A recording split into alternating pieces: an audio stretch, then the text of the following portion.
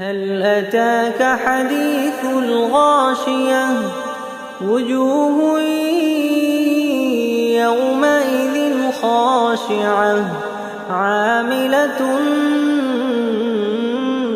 ناصبة تصلى نارا حامية تسقى من عين آنية ليس لهم طعام إلا من